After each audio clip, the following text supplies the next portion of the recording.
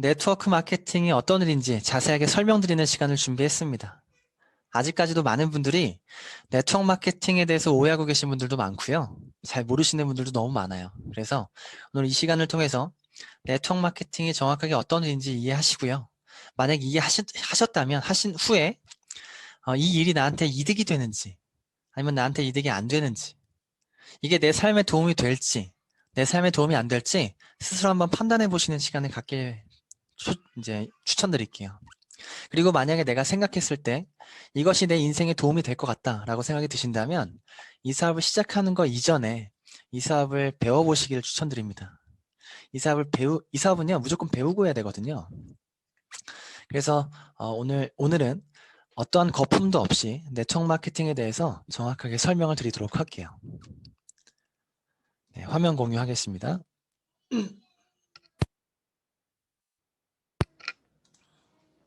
네, 저는 만나는 많은 분들께 질문 드려요. 네트워크 마케팅 아세요? 이렇게 물어봐요. 그러면 그분들 중에 몰라요.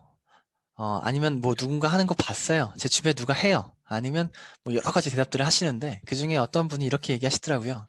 그거 진짜 나쁜 거 아니에요? 그거 사람들 혹하게 해서 돈 내게 해서 윗사람들만 돈 버는 거 아니에요? 막 이렇게 얘기하시는 분도 있어요. 또 뭐 이만큼 원치 않는 제품 사야 되는 거 아니에요? 아니면 내 주변에 누가 이거 하다가 집 날렸대요. 뭐 이런 얘기도 하시고요.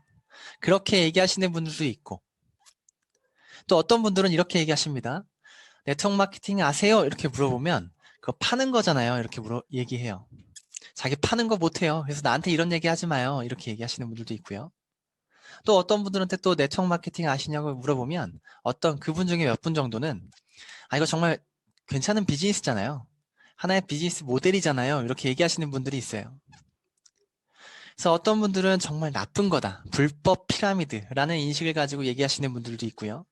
어떤 분들은 영업이라는 어떤 생각을 가지고 얘기하시는 분도 있고 또 어떤 분들은 하나의 비즈니스 모델, 사업이다라고 얘기하시는 분들도 있어요. 네트워크 마케팅은 하나, 진실은 하나인데 이 네트워크 마케팅을 바라보는 관점이 굉장히 여러 가지 관점이 있는 것 같아요. 그래서 제가 인터넷에 한번 물어봤습니다. 네트워크 마케팅이 뭐지? 하면서 네트워크 마케팅을 검색해 보니까 네트워크 마케팅에 대한 정의가 지식백과사전에 있더라고요. 그래서 지식백과사전에 있는 네트워크 마케팅을 클릭해 보니까 이렇게 네트워크 마케팅에 대한 정의가 쫙 나옵니다. 그래서 저희가 전체를 다 같이 읽어보면 좋겠지만 네트워크 마케팅에 대해서 중요한 부분 세 군데를 저희가 같이 한번 읽어보도록 하겠습니다. 첫 번째, 네트워크 마케팅이란 기존의 중간 유통 단계를 배제하여 유통 마진을 줄이고 관리비, 광고비, 샘플비 등 제 비용을 없애 회사는 싼 값으로 소비자에게 직접 제품을 공급하고 회사 수익의 일부분을 소비자에게 환원하는 시스템이다 라고 되어 있습니다. 그렇기 때문에 소비자 그룹이 형성이 되면 제품의 우수성으로 재구매가 계속 일어나게 되고 단락을 조금 키워드만 잡아보면요. 첫 번째 단락, 중간 유통 단계를 배제했고 관리비, 광고비, 샘플비를 없앴고 그래서 제품이 우수하다 라고 되어 있는 게 첫 번째 단락입니다. 두 번째 단락을 한번 읽어볼게요. 회원들이 제품을 애용해야 한다. 이것이 피라미드와 근본적으로 다른 점이다 라고 되어 있습니다. 회원들이 진짜 제품을 써야 한다. 그것이 피라미드와 근본적으로 다른 점이다 라고 되어 있어요. 피라미드라고 하는 것은 우리는 본능적으로 알죠. 이거 되게 나쁜 거라는 거. 그러니까 나쁜 거하고는 무언가 다르다라고 얘기하고 있고요. 마지막 단락을 한번 볼게요. 마지막 단락은 제 혹시 얘기가 울리나요? 안 울려요? 올립니다. 혹시 핸드폰이 같이 켜져 있는 거 아닌가요? 아니에요. 네. 네. 마지막 부분 얘기할게요. 판매의 어려운 점을 극복한 시스템이 바로 네트워크 마케팅이다라고 되어 있어요. 판매. 우리가 판매나 영업이라는 걸 생각하면 이렇게 생각하죠. 흔히 그거 아무나 하는 거 아니야. 그거 특별한 사람만 하는 거야. 되게 어려운 거야. 이렇게 생각하시는데 그런 판매나 어려운 점하고는 무언가 다른 그것을 극복한 무언가가 있다라고 이야기를 합니다. 다시 정리해 볼게요. 총 세 가지 단락인데요. 첫 번째 단락은 중간 유통 단계를 배제했고 여러 가지 광고비나 관리비를 뺐기 때문에 제품이 우수하다라고 하는 단락이 하나 있고요. 두 번째는 피라미드하고는 다르다라고 하는 부분이 있고요. 세 번째는 영업과는 다르다라고 하는 세 번째 부분이 있습니다. 네트워크 마케팅 이 세 가지를 저희가 같이 좀 쉽게 편하게 풀어서 같이 얘기해보는 시간을 준비했습니다. 첫 번째부터 같이 얘기해 볼게요. 많은 언론에 나왔던 자료입니다. 화장품의 진실 또는 뭐 명품 화장품의 원가 뭐 이런 여러 가지 컨텐츠가 많은 그 방송에서 방영이 됐던 자료들인데 보시면 우리나라 여성들이 가장 좋아하는 브랜드 그 중에 가장 좋아하는 제품 중에 하나가 이 에스티로더에서 만드는 갈색병이에요. 이 에스티로더 갈색병이 판매가가 15만 5천 원인데 수입 원가를 보니까 6,300원이다라고 되어 있습니다. 6,300원에 만들어진 이 화장품이 어떻게 소비자에게 전달이 되는데 15만 5천 원이냐? 왜 24배나 뻥튀기가 되냐? 그 이유가 뭐냐? 거기에 대해서 굉장히 많은 소비자들이 분노했습니다. 이 영상을 보고. 근데 더 재밌는 게 뭐냐면 이 에스티로더라고 하는 회사는 미국 회사예요. 미국에서 미국에 있는 이 회사가 이 갈색병이라는 제품을 만들고 완성된 완제품이 우리나라에 들어오는 수입 원가가 6,300원인 겁니다. 그러니까 지금 무슨 말이냐면 미국에서 진짜 이 제품이 만들어질 때 들어가는 성분의 가격이나 이 제품의 진짜 가격은 제조 원가는 이 수입 원가보다 훨씬 더 적을 거란 얘기죠. 그러니까 훨씬 더 많이 뻥튀기가 되는 거예요. 내가 내 얼굴에 바르는 이 화장품이 실제로는 몇백 원짜리일 수도 있다는 얘기입니다. 이게 비단 에스티로더의 문제가 아니고 랑콤, 우리가 좋아하는 많은 브랜드의 제품들이 대부분이 다 그렇다는 얘기예요. 오른쪽 아래 보시면 또 재밌는 게 있죠. 캐비어 에센스입니다. 캐비어 에센스의 제품이 12만 원인데 이 캐비어 에센스에 들어가는 캐비어의 가격이 얼마만큼 들어가 있느냐?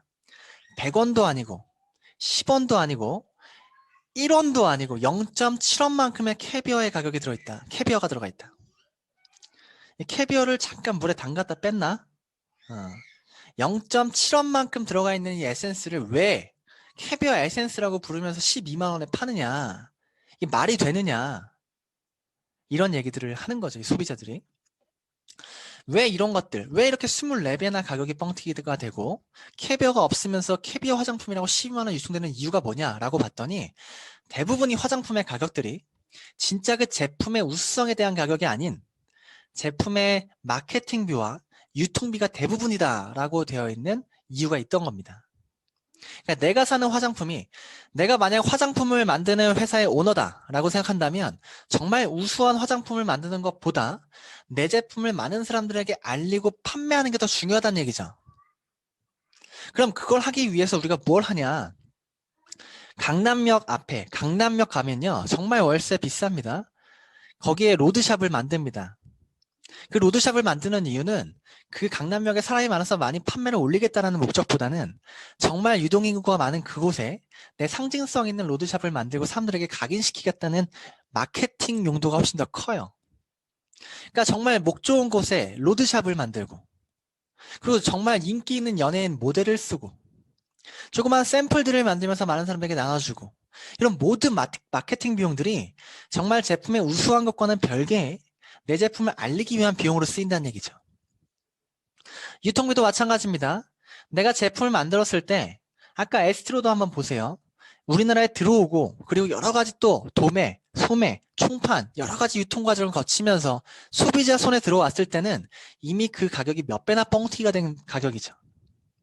그러니까 이 화장품이라는 것이 우수하고 않고 하고 별개로 많은 유통비와 많은 마케팅비 때문에 이 화장품이 비싸다. 이것은 이제 모든 사람들이 알고 있는 진실이죠. 그래서 뉴스킨은 어떻게 제품을 만들기로 했느냐. 뉴스킨은 이렇게 뻥튀기가 되는 화장품의 가격을 뻥튀기 시키는 것들을 전부 다 다이어트 하자. 첫 번째, 우리는 절대 광고하지 않는다. 광고하는 모든 비용을 제품을 우수하게 만드는 데 돈을 쓰겠다. 두 번째, 우리는 모든 유통은 없애겠다. 회사가 제품을 만들면 바로 필요한 제품이 필요한 바로 소비자에게 바로 직거래하겠다. 이 두 가지의 원칙을 가지고 뉴스킨은 시작이 됐습니다. 그렇기 때문에 정말 많은 비용을 일반 타 기업에 비해서 정말 훨씬 더 많은 비용을 R&D에 투자할 수 있고 제품의 우수한 부분에 투자할 수가 있는 겁니다. 그렇게 세이브된 돈을 보면요. 2016년, 2017년에 많은 회사들이 광고에 얼마만큼 돈을 썼는지에 대해서 나와 있는 자료입니다. 많은 회사를 보면요. 광고 선전비로 2016년, 2017년에 많은 회사들이 천문학적인 돈을 썼습니다. 근데 보시면 뉴스킨 코리아는 돈을 1원도 쓰지 않았습니다. 이렇게 천문학적이 들어가는 광고비, 뉴스킨은 이 돈을 제품에 투자하겠다. 그렇게 발표한 거죠. 그렇게 태생이 그렇게 시작됐습니다. 뉴스킨은. 근데 되게 재밌는 건 보시면 이렇게 천문학적으로 돈을 광고비에 많이 쓰는 회사들이 기부금에는 전혀 일절 쓰지 않는 회사 굉장히 많거든요. 쓰더라도 굉장히 조금 쓰죠. 내 회사의 이미지를 쇄신하기 위해서. 근데 뉴스킨은요. 광고비엔 절대 돈을 쓰지 않지만 기부에는 굉장히 많은 돈을 쓰는 걸 볼 수 있죠. 또 한편으로 기부를 많이 한다라는 것을 기업 이미지 쇄신으로서 하는 것이 아닌, 왜냐하면 이것조차 광고하지 않잖아요. 뉴스킨이 그렇게 많은 광고를 하는 기부를 하는데도 이 기부하는 것을 광고하지 않습니다. 이것이 어떤 기업의 철학을 보여주는 사례인 것 같아요. 뉴스킨은 이렇게 광고비, 유통비를 세이브해서 여태까지 약 30년 동안 가장 많이 기업의 제품에 투자한 부분이 어디냐? 두 가지 부분에 가장 많은 투자를 했습니다. 첫 번째는 뷰티 디바이스 제품에 가장 많은 투자를 했습니다. 뉴스킨은 갈바닉은 뉴스킨이라고 이야기했던 적이 있죠. 그러니까 뉴스킨은 몰라도 갈바닉은 알아. 뉴스킨의 플래그십, 뉴스킨의 가장 주력 제품은 갈바닉이다. 2000년도에 갈바닉이라는 제품이 나오면서, 갈바닉은 피부 미용 기계입니다. 얼굴에 주름을 펴주고 얼굴에 여러 가지 케어를 해주는 피부 미용 기계인데, 이 제품이 2000년도에 나왔고 현재 2019년까지 4번의 업그레이드를 통해서 지금의 갈바닉이 있죠. 20년 동안 계속해서 꾸준히 소비자에게 사랑을 받는다. 이건 굉장히 엄청난 일입니다. 그것도 광고 한 번 없이 많이 업그레이드가 됐고요. 또 이 뷰티 디바이스에 많은 투자를 통해서 뉴스킨은 2015년에 커스텀 디바이스, 그러니까 소비자 맞춤형 디바이스인 에이지랑미라는 제품을 오픈했고요. 또 후에 클렌징 디바이스, 루미스파라고 하는 제품을 오픈했고요. 또 최근에는 이 뷰티 디바이스의 끝없는 투자를 통해서 끝판왕인 에이지락 부스트라는 제품을 오픈했습니다. 이렇게 여태까지 20여 년 동안 뉴스킨은 가장 많은 투자를 통해서 뷰티 디바이스 업계의 최고가 됐고요. 현재 우리나라 시장 점유율 40%를 차지하고 있습니다. 이건 사실 엄청난 일입니다. 한 번의 광고 없이 정말 미친 듯이 광고하는 회사 너무너무 많습니다. 제품의 우수성과는 별개로. 근데 뉴스킨은요, 한 번의 광고 없이 정말 이 제품을 좋아하는 소비자가 진짜 형성이 됐고, 그 소비자의 집단으로 인해서 40%의 시장 점유율을 차지하고 있다는 건 정말 기적 같은 일이거든요. 우리나라뿐만 아니고 전 세계에서 유로모니터라고 하는 공신력 있는 리서치 회사에서 조사했습니다. 2016년, 2017년 세계 최고의 뷰티 디바이스 브랜드 넘버1은 뉴스킨이다 라고 발표했던 자료입니다. 이것 또한 마찬가지죠. 전 세계적으로 단 한 번도 광고하지 않았는데 약 50개국 이상의 나라에 뉴스킨이 지금 제품이 오픈되어 있습니다. 모든 회사에 광고한 적이 없는데 전 세계 최고가 뉴스킨이 됐다는 건 정말 그 제품의 우수성을 얘기해 주는 것 같아요. 두 번째, 뷰티 디바이스에 굉장히 많은 투자를 했고요. 또 두 번째, 어느 분야에 가장 많은 투자를 했느냐? 이 체중 관리 및 웰빙 브랜드에 가장 많은 투자를 했습니다. 2000년도 중반에 TRA라고 하는 다이어트 제품을 시작으로 지금 이제 TR90, TR고라는 제품까지 다이어트뿐만 아니고 해독, 빼독, 지방 조절, 체중 조절 이런 제품들이 지금까지 계속 업그레이드가 되면서 지금 현재는 우리나라 다이어트 시장 탑3 안에 이 TR 라인 제품이 포함되어 있습니다. 이것도 참 거짓말 같은 일입니다. 2013년에 TR 라인이 오픈이 되고 7년 지난 지금 단 한 번의 광고 없이 이 제품이 계속적으로 시장 점유율을 차지를 넓혀갔다는 건 그 제품의 우수성이 얼마만큼 큰지, 소비자가 그 제품을 얼마만큼 좋아하는지를 알려주는 지표가 되는 것 같아요. 앞에 얘기드렸던 가장 많이 투자했던 분야, 뷰티 디바이스 분야와 체중 조절 분야, 이 두 가지 분야뿐만 아니고 뉴스킨은 굉장히 많은 제품, 생필품, 300여 가지 생필품을 만듭니다. 이 300여 가지 생필품이라는 것은 우리한테 굉장히 큰 의미가 있습니다. 왜냐하면 사람은 살아가면서 죽을 때까지 남겨놓아서 생필품이란 것은 쓰고 살아야 되거든요. 샴푸, 치약, 스킨, 로션, 물, 여성용품 등등은 우리가 살아가면서 사람이라면 계속적으로 쓰면서 재구매해야 되는 제품인데 그런 300여 가지 제품을 굉장히 우수하게 제품을 만듭니다. 우리는 제품을 썼을 때 이게 좋다 나쁘다 어떤 주관적인 느낌으로 그 제품을 평가하지만 어떤 제품을 객관적으로 평가하고 그 제품의 우수성을 객관적으로 평가하는 여러 가지 어떤 기관들이 있는데 그런 기관들을 통해서 뉴스킨은 굉장히 많은 시상을 받았습니다. 그 중에 최근에 받았던 시상 중에 하나가 글로벌 그린 뷰티 어워드에서 골든상을 시상받았는데 이 골든 시상, 이 뷰티 어워드에서 시상하는 기준이 뭐냐? 지금 전 세계에 있는 기업 중에 가장 지구를 살리는 기업이 어디냐? 지금 전 세계에 있는 제품 중에 가장 플라스틱을 쓰지 않는 제품이 어느 제품이냐? 가장 무해한 제품이 가장 유해하지 않은 제품, 무해한 제품이 어떤 제품이냐라고 평가하는 기관 항목 중에서 가장 많이 평가를 받은 제품이 뉴스킨 제품들입니다. 그리고 오른쪽에 보시면 2020년도에 소비자가 뽑은 참 좋은 브랜드에 뉴스킨 회사가 올라와져 있습니다. 24번째로 올라와져 있죠. 이렇게 보시면 지금 제가 여태까지 얘기한 걸 좀 정리하자면 뉴스킨은요. 광고비에 돈을 쓰지 않는다. 유통에도 돈을 쓰지 않는다. 그 모든 비용을 R&D, 제품 투자에 투자한다. 진짜 우수한 제품, 정말 소비자가 쓸 수 있는 제품을 만드는데 최선을 다한다. 그게 우리 회사의 가장 첫 번째 철학이다. 그 결과 뷰티 디바이스 시장 1등을 하고 있고요. 다이어트 시장 탑3 안에 들어있고요. 전 세계적으로 이 뉴스킨 제품의 우수성이 굉장히 널리 많은 소비자로 하여금 인정을 받았다는 거죠. 그렇다면 그래 그렇게 좋은 거 알겠어. 그렇다면 이렇게 좋은 제품이 나와는 직접적으로 어떤 연관이 있는데 어떤 상관이 있는데 라는 얘기를 조금 드려볼게요. 앞서 말씀드린 것처럼 우리는 평생 돈을 쓰고 삽니다. 근데 돈을 쓰는 부분 중에 생각하지 않고 돈 쓰는 부분이 어디냐면 생필품에 돈 쓰는 거예요. 우리가 샴푸, 머리를 감고 샴푸가 떨어진 거죠. 그럼 샴푸를 살까 말까 고민하시는 분은 없을 겁니다. 이를 닦다가 치약이 떨어졌을 때 치약을 살까 말까 고민하는 분은 없어요. 치약을 삽니다. 샴푸를 삽니다. 왜냐하면 사람이라면 쓰고 살아야 되기 때문에.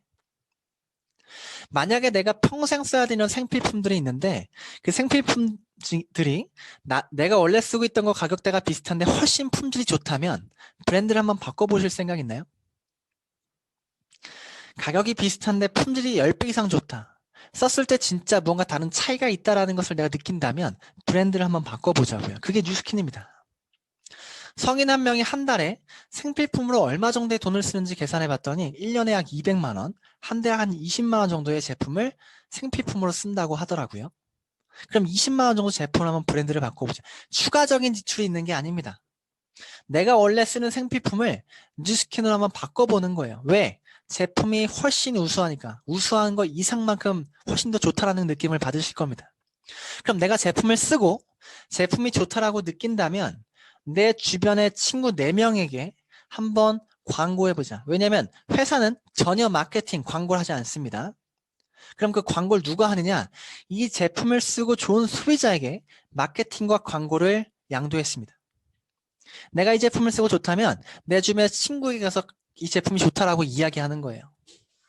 그리고 내 친구가 그 제품을 만약에 내 광고를 듣고 제품을 구매해서 매출이 일어났다면 그 일어난 매출에 일정 광고비를 내가 지급받는 형식, 그게 이 뉴스킨 사업에 있어서 돈을 버는 방식이에요. 제가 이 얘기를 좀 다시 드리는 이유가 뭐냐면 뉴스킨에서 내가 돈을 번다라고 이야기했을 때 사람들이 뭔가 도덕적이지 않고 비상식적인 방법으로 돈 번다고 생각하시는 분들도 있더라고요. 어떻게 그런 생각하시는지 모르겠어요. 하지만 저희는 정말 좋은 제품을 쓰고 좋은 제품을 알리면서 돈을 법니다. 근데 저는 이 구조를 처음에 전달을 받았을 때 이 뉴스킨 사업에 있어서 전혀 매력을 느끼지 못했어요. 전혀 매력을 느끼지 못했습니다. 왜냐하면 첫 번째 이유, 두 번째 이유 두 가지가 있는데 첫 번째는 뭐냐면 저는 28살 때 뉴스킨 사업을 시작했는데 뉴스킨 사업을 시작하기 이전에 단 한 번도 제 돈 주고 화장품을 사본 적이 없어요. 제 돈 주고 한 번도 생필품을 사본 적이 없습니다.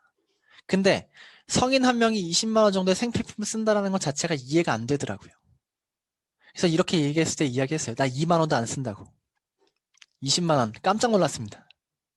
두 번째 이유는 이렇게 내가 제품을 쓰고 만족했을 때 주변 사람에게 광고하면 돼. 광고하면 광고비가 들어오는 거야 라고 이야기를 들었는데 야 그게 말이 좋아 광고비지 화장품 팔라는 얘기잖아. 이렇게 제가 이해를 했던 거예요.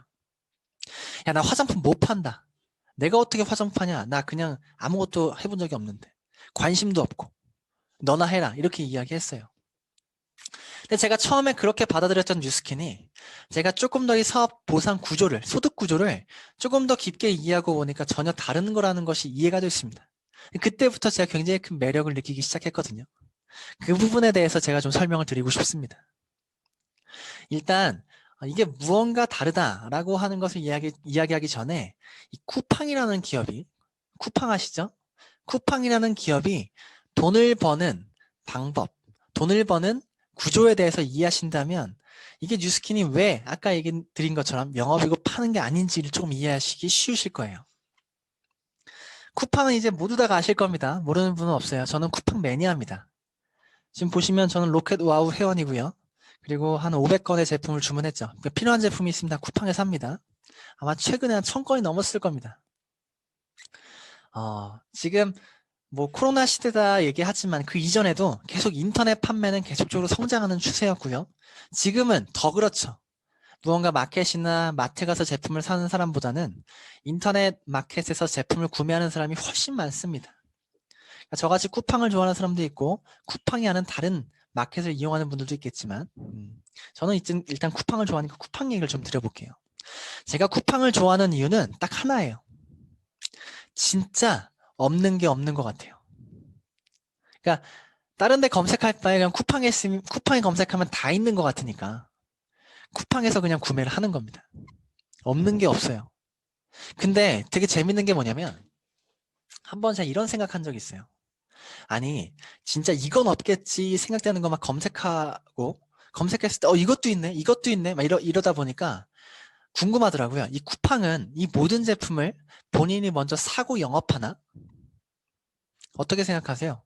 우리가 조그만 자영업을 하면 내가 조그만 옷가게를 하든 조그만 슈퍼를 하더라도 내 옷가게나 슈퍼에 먼저 재고를 사입하고 그 다음 그걸 판매하면서 영업하잖아요. 근데 쿠팡은 그 모든 제품을 본인이 사입하고 영업하지 않습니다. 그렇게 되면 너무나 큰 재고 리스크라는 것이 있기 때문에 너무나 큰 리스크가 있으니까 그래서 어떻게 하냐 생산자들이 있어요. 진짜 그 제품을 본인네들 제품을 만든 생산자들이 쿠팡에다가 얘기합니다. 우리 광고 좀 해달라고. 생산자들이 있어요. 그들이 쿠팡에다가 얘기합니다. 우리 제품 광고 좀 해줘. 니네 채널에서 우리 제품 좀 판매할게. 그러면 쿠팡은 그런 많은 생산자들과 커넥션을 갖고 있는 거죠. 본인이 제품을 개발하는 것이 아닌 정말 수많은 다양한 생산자들과 커넥션을 갖고 있으면서 내 쿠팡이라는 채널에 하나하나 채널의 입점만 도와주는 겁니다. 만약에 제가 최근에 예를 들어서 제가 최근에 쿠팡에서 뭐 샀더라? 뽁뽁이를 샀습니다. 뽁뽁이를 붙이려고 날씨가 추워서 쿠팡에다가 뽁뽁이를 검색했어요. 그럼 뽁뽁이 파는 사람들이 쫙 나옵니다. 2cm, 3cm, 5cm 뭐 여러 가지 막 나와요. 그럼 그걸 파는 생산자들이 진짜 그 개발하는 생산자들이 있고요. 저는 그 중에 제가 원하는 두께, 제가 원하는 모양의 뽁뽁이를 검색해서 직접 결제까지 하죠. 그러면 제가 제품을 주문하고 결제를 하게 되면 진짜 그 뽁뽁이를 만드는 생산자들은 뽁뽁이를 저한테 보내줍니다. 그리고 제가 구매하고 결제한 금액의 일정 광고비를 뽁뽁이 생산자가 쿠팡에게 줍니다. 왜냐하면 쿠팡이 광고해 줬으니까. 저는 쿠팡에서 주문했으니까. 이거 이해되시나요? 이 구조가 굉장히 재밌는 구조예요. 보시면 쿠팡 입장만 한번 볼게요. 쿠팡은 뽁뽁이를 재고로 갖고 있지 않습니다. 광고만 했을 뿐이에요. 재고는 누가 갖고 있어요? 뽁뽁이 생산자가. 그리고 쿠팡은 돈을 벌었죠. 어떻게 돈 벌었어요? 뽁뽁이를 팔아서. 근데 볼게요. 뽁뽁이가 판매되는 과정에 있어서 전혀 관여하지 않았습니다. 왜냐하면 제가 직접 쿠팡 앱을 열어서 제가 직접 쿠팡 검색창에다가 뽁뽁이를 검색했고 뽁뽁이를 주문까지 했어요. 그러니까 내가 직접, 소비자가 직접 하는데 결제할 때마다 쿠팡에 돈이 들어간 거죠. 쿠팡은 뽁뽁이에 전혀 관여하지 않았거든요. 근데 뽁뽁이 팔고 돈 번 거죠. 이게 굉장히 재밌는 구조예요. 제가 요즘 계속적으로 쿠팡에서 재구매하는 게 고구마입니다. 고구마 요즘 주식으로 먹고 있거든요. 매번 고구마를 구매할 때마다 쿠팡은 고구마를 팔아서 돈을 버는데 그 고구마 판매되는 행위에 전혀 관여하지 않으면서 돈 법니다. 왜냐면 제가 직접 하니까 전부 다. 생산자는 저한테 보내주면서 생산자는 계속적으로 광고비와 커미션을 쿠팡에 돈을 주는 거죠. 이게 뉴스킨도 마찬가지입니다. 내가 뉴스키너로서 돈을 버는 것, 일단 그런 거 상관없이 정말 제품이 우수하다면 제품을 한번 체험해보는 것부터 시작입니다. 추가적인 지출이 있는 게 아닙니다. 이만큼 원치 않는 제품 사는 게 아니고요. 내가 원래 쓰는 형편에 맞게끔 제품을 바꿔봐서 쓰는 겁니다. 그리고 그 제품이 좋다라고 한다면 그 제품을 내 친구한테 광고하는데 광고에서 직접 판매하는 것이 아닌 나는 단 하나의 재고도 갖고 있지 않습니다. 재고는 누가 갖고 있냐? 뉴스킨 회사가 재고를 갖고 있어요. 나는 전혀 재고를 갖고 있지 않습니다. 그리고 내 친구에게 가서 광고합니다. 야, 뉴스킨 쓰면 이런 차이가 있어. 뉴스킨 쓰면 늙지 않아. 뉴스킨은 이런 다른 제품보다 훨씬 원가가 비싸. 이거 쓴 사람들은 이런 효과를 봤어. 이런 어떤 광고를 하는 거죠. 광고를 통해서 내 친구가 제품을 한번 써보겠다라고 한다면 내가 사입한 걸 주는 게 아닌 뉴스킨 회사, 재고가 있는 뉴스킨 회사의 제품을 주문할 수 있게끔 도와주는 겁니다. 내 친구가 뉴스킨 회사의 제품을 주문하면 뉴스킨은 나한테, 내 친구한테 제품을 배송해 주고요. 그리고 내 친구가 결제한 금액의 광고비를 나한테 줍니다. 이게 방금 얘기 드렸던 쿠팡이랑 똑같습니다. 내 친구가 제품이 마음에 들어서 제품을 뉴스킨에서 구매할 때마다 나한테 돈이 들어오는 구조를 갖게 됩니다. 즉, 제가 호박고구마를 파는 생산자가 마음에 들어서 그 사람한테 계속 고구마를 주문할 때마다 쿠팡에 돈이 들어가죠. 제가 쿠팡에 500번 주문했습니다. 500번. 500번 주문을 제가 직접 했어요. 제가 직접 생산자를 찾아서 제가 직접 결제까지 했습니다. 쿠팡은 저라는 매니아 소비자, 쿠팡을 너무나 사랑하고 좋아하는, 자주 사용하는 애용자 한 명을 만들어서 저라는 사람을 통해서 최근에 500번 돈 번 거예요. 아무것도 안 하고. 나 같은 사람이 10명이면 5,000번 돈 번 거죠. 나 같은 사람이 100명이면 5만 번 돈 번 겁니다. 그렇게 쿠팡은요, 자기만의 플랫폼, 유통망을 구축하고 있습니다. 뉴스킨도 마찬가지예요. 내가 재구매, 뉴스킨을 너무나 좋아하는 애용자를 만들면 그 애용자가 제품을 구매할 때마다 나한테 돈이 들어오는 구조, 즉 내가 쿠팡과 똑같은 소득 구조를 만들 수 있는 매력이 있는 겁니다. 보시면 앞서 제가 이 구조를 보고 처음엔 매력을 느끼지 못했거든요. 보시면 4명한테 화장품 팔아서 돈 버는 거야. 나 이거 못해 라고 얘기했는데 이게 4명한테 제품을 유통하고 이들이 만약 제품을 만족한다면 이들이 제품을 계속적으로 나를 통하지 않고 재고가 있는 회사를 통해서 제품을 검색하고 주문할 때마다 나한테 돈이 들어오는 구조를 갖게 된다. 제가 이 구조만 만들어도 한 달에 10만 원씩 돈이 들어오는 구조가 갖게 됩니다. 한 달에 10만 원. 큰 돈일 수도 있고 작은 돈일 수도 있지만 10만 원씩 나한테 자동적으로 돈이 들어오는 구조가 갖게 된다는 거, 그거 되게 신기하고 매력 있는 구조거든요. 이것이 가능하다면 조금 더 확장시켜 볼게요. 내가 좋은 걸 쓰면 내 주변 좋은 것들을 좋은 사람들에게 소개합니다. 사람의 본능이 그래요.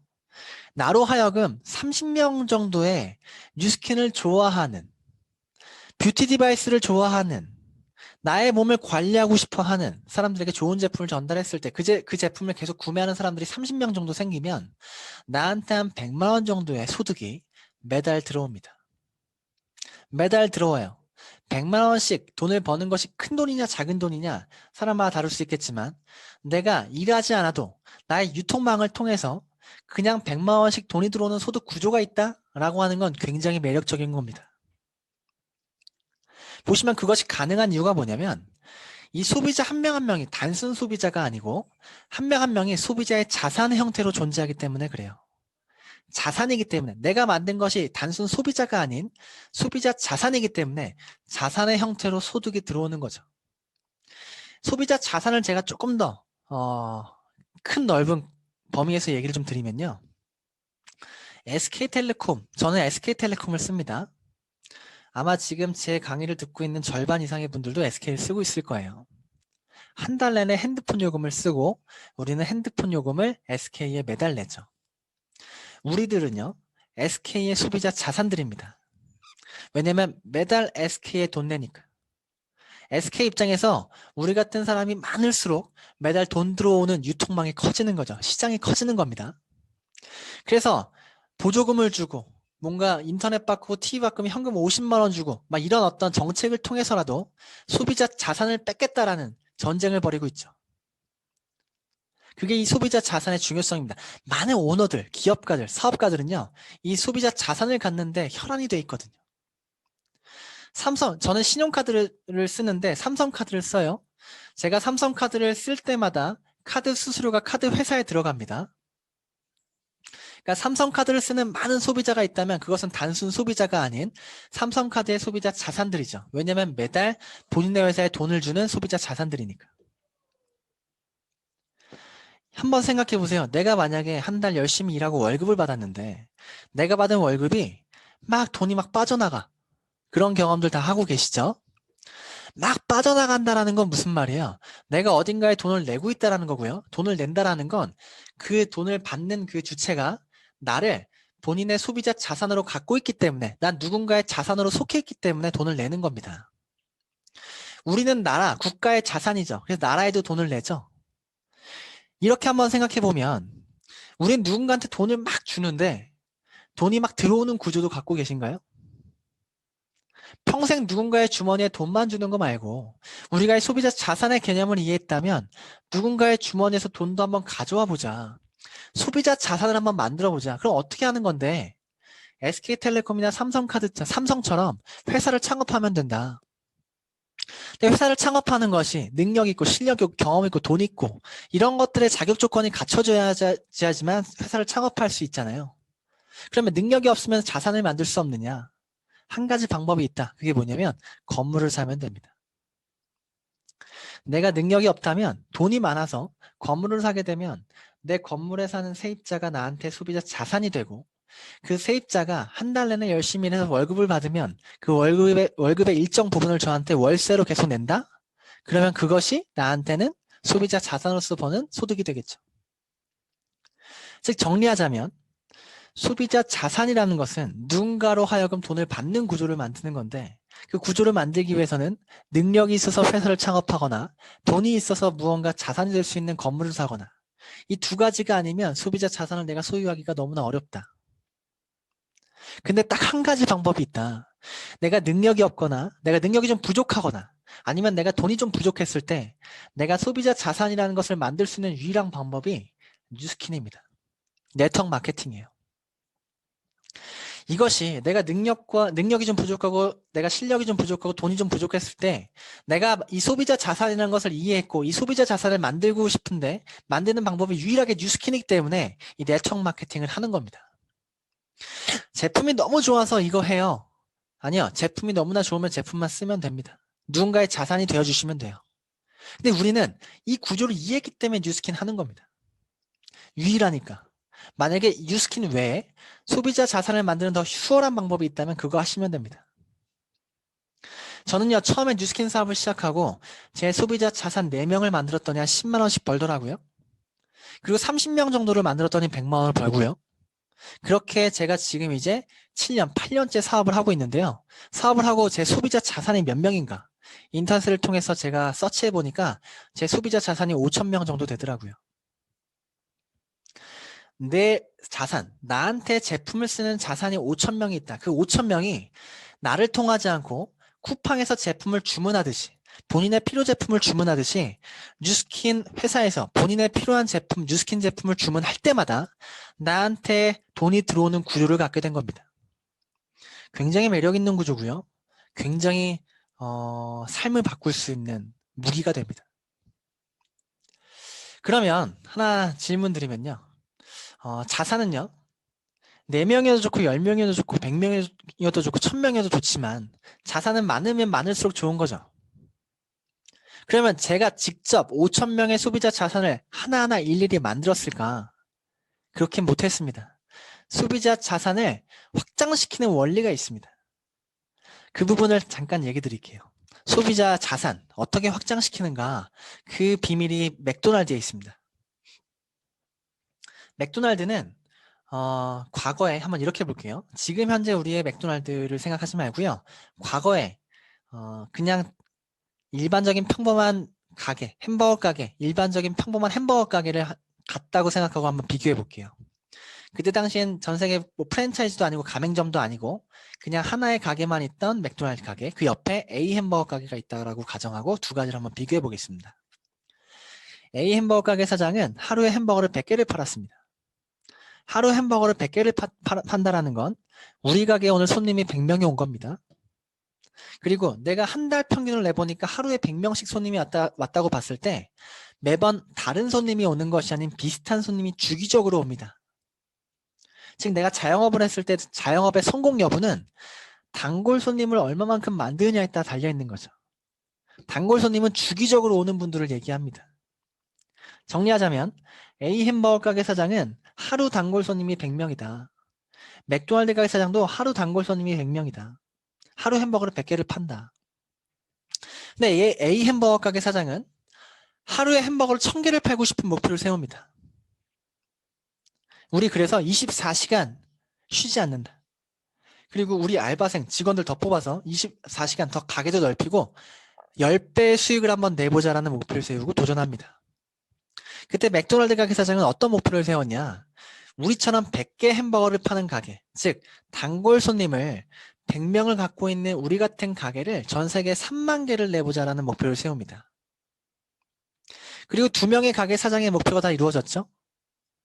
현재 어떤 일이 벌어졌는가? 맥도날드는 우리같이 100명의 단골 손님, 하루에 햄버거를 100개를 파는 가게가 전 세계 3만 개가 생기면서 맥도날드 본사 오너는 하루에 300만 개의 햄버거를 팔게 됐습니다.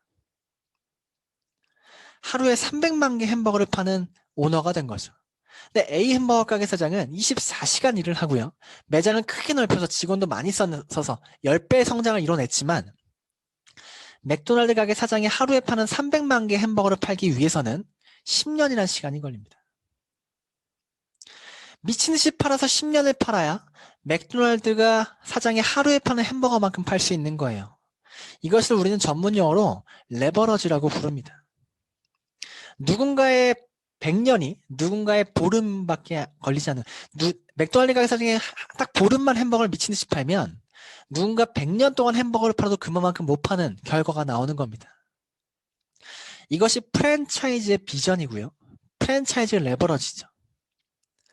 그래서 우리나라는 미국보다 내수 시장이 4, 5배 작은데도 불구하고 프랜차이즈 본사가 미국보다 4, 5배 많아요.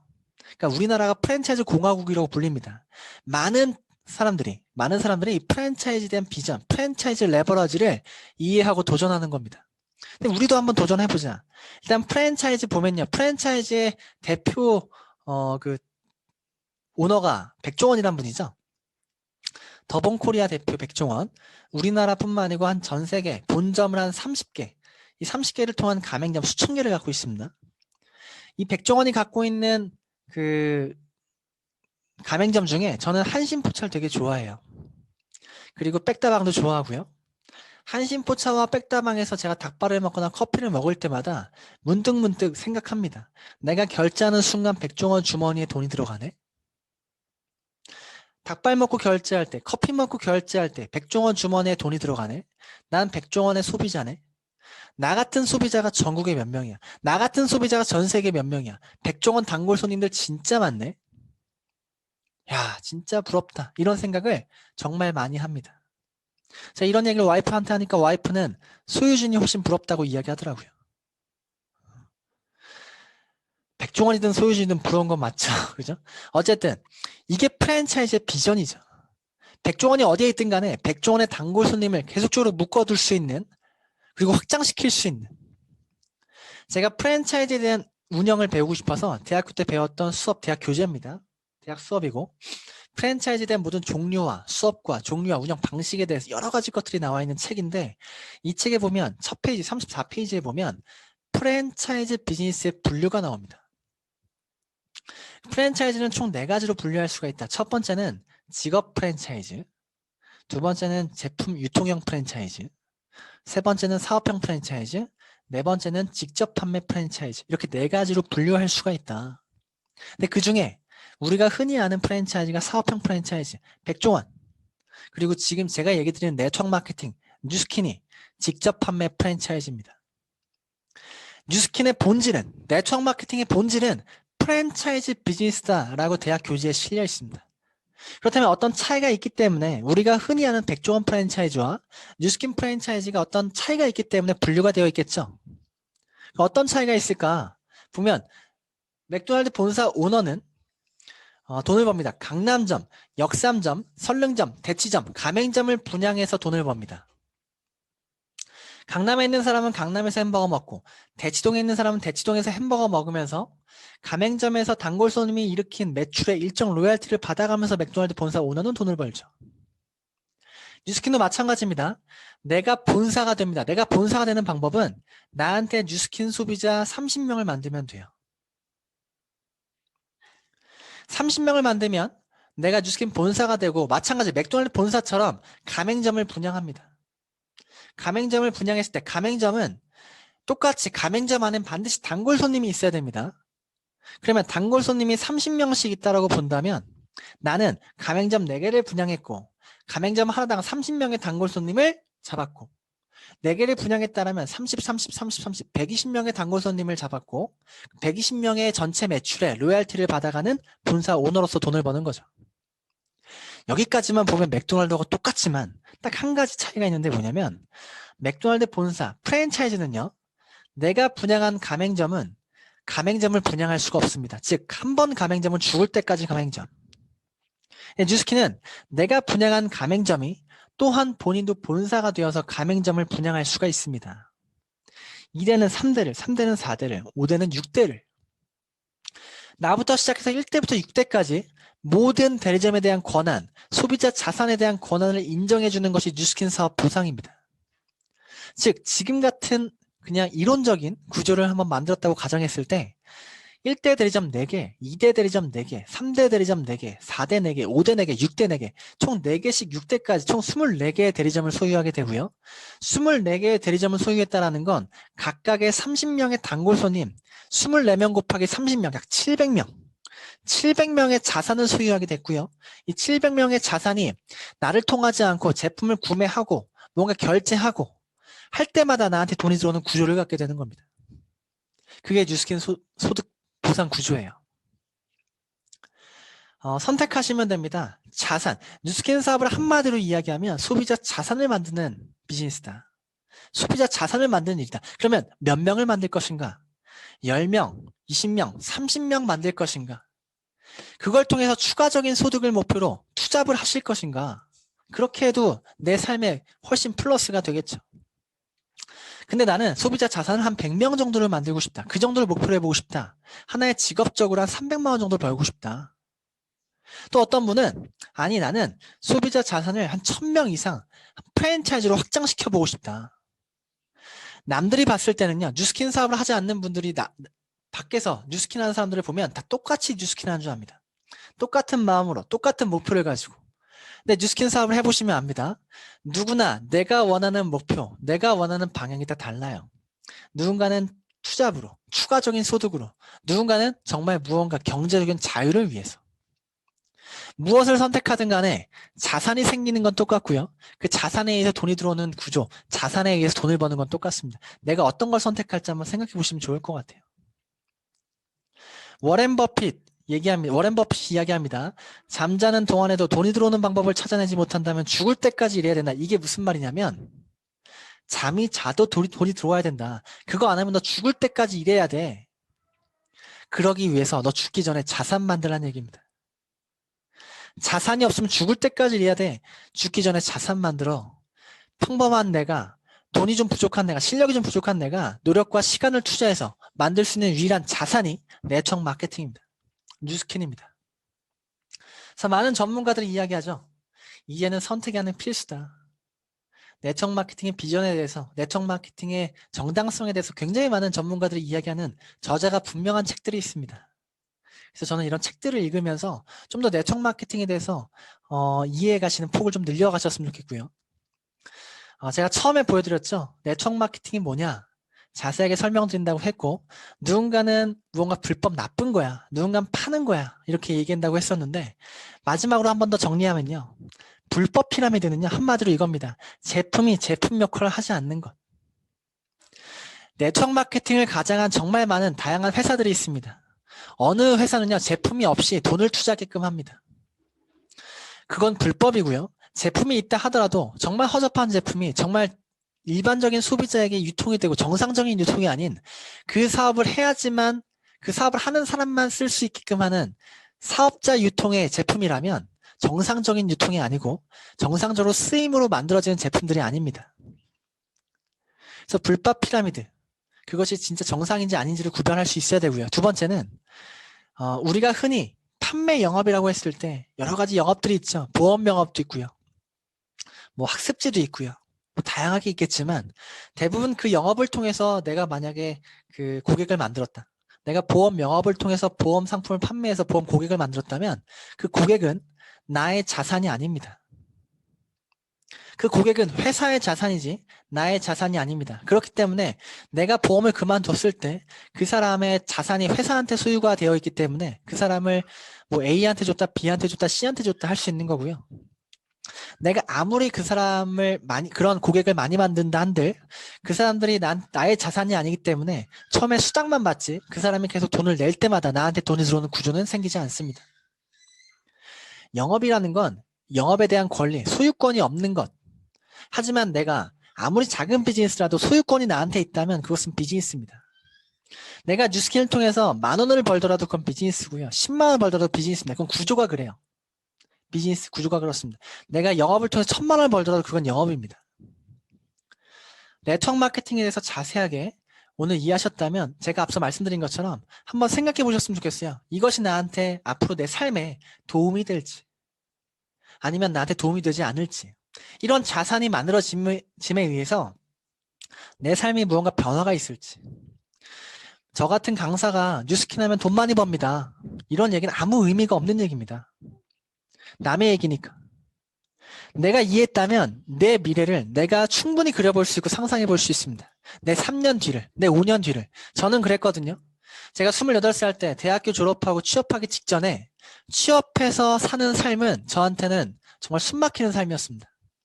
그냥 자유가 끝난다고 생각했고 내 삶이 끝난다고 생각했어요. 그렇게 다람쥐 쳇바퀴 살듯이 아침에 출근 저녁에 퇴근하는 삶 그렇게 살고 싶지 않았습니다. 뉴스킨을 보고 저는 정확하게 이해하고 나서는 200만 원의 권리소득을 벌 수 있겠다는 확신을 갖고 이 사업 시작했습니다. 200만 원만 벌면 자유가 있겠다. 200만 원만 일하지 않아도 돈이 들어와도 정말 내 삶을 자유롭게 살 수 있겠다. 그렇게 꿈꾸고 뉴스킨 사업을 시작했고 진짜 그 꿈을 이뤘습니다. 지금은 그때 10배 이상의 소득을 법니다. 뉴스킨 사업은 자산을 만드는 일이고요. 미래를 바꿀 수 있는 일은 확실합니다. 네트워크 마케팅 이해하시고 오늘 즐거운 상상하시기 바라면서 이만 강의 마치도록 하겠습니다. 감사합니다. 네, 감사합니다. 오늘